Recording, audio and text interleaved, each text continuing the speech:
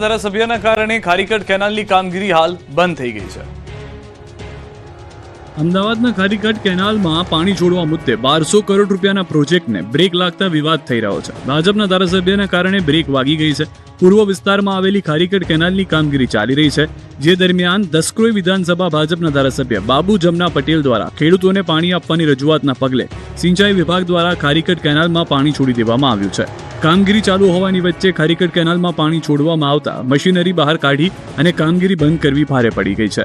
કેનાલની અંદરના ભાગે જે કામગીરી કરવાની બાકી છે, જે કામગીરી હાલ પૂરતી બંધ કરી દેવામાં આવી છે, તો મ્યુનિસિપલ કોર્પોરેશન અધિકારીઓએ જણાવ્યું કે માત્ર 50 મીટરની કામગીરી કરવાની બાકી છે। તો આ અંગે બાબુ જમના પટેલ સાથે વાત કરતા તેમણે અડિયો કોન્ટ્રાક્ટર પર ઢોળ્યો। તેમણે જણાવ્યું કે ખારીકટ કેનાલનો પ્રોજેક્ટ છેલ્લા 4 વર્ષથી ચાલી રહ્યો છે, જેમાં 2 વર્ષ ખેડૂતોને પાણી નહીં મળે એવી વાત કરવામાં આવી હતી, જેથી 2 વર્ષ સુધી પાણી ખેડૂતોને મળ્યું નથી। એના ઉપર વધારે 3 વર્ષ થઈ ગયા છતાં હજી કામગીરી પૂર્ણ થઈ નથી, ત્યારે ખેડૂતોની રજૂઆતના પગલે પાણી મળે એવી રજૂઆત કરવામાં આવી હતી અને કહ્યું હતું કે કામગીરી ભલે બંધ કરવી પડે, પરંતુ ખેડૂતોને પાણી આપો, જેથી પાણી છોડવામાં આવ્યું છે। 2 વર્ષ એમને બંધ રખાયું, એના બદલે 4 વર્ષ બંધ્યા। એમનું એ મોટી ખેડૂતોને નુકસાની હતી। જો સમય મર્યાદામાં કામગીરી પૂરી કરી હોત કે તે કોન્ટ્રાક્ટરે, તો આ સ્થિતિ ના આવે। કોર્પોરેશન પણ આપણી સાથે છે, એમને પણ આપણને મદદ કરી છે। હવે નગરપાલિકાના વિકાસની ગતિ તેજ થશે। સીએમ ભૂપેન્દ્ર પટેલે મહત્વનો નિર્ણય લીધો છે।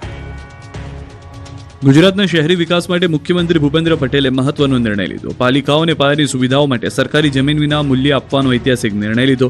આ જનહિતલક્ષી નિર્ણયથી રાજ્યના નગરોમાં વિકાસની ગતિને વેગ મળશે। રાજ્યની નગરપાલિકાઓને નગરના વિકાસ માટે જરૂરી પાયાની સુવિધા માટે જમીન ખરીદવા સરકારને નાણાં ચૂકવવા પડશે નહીં।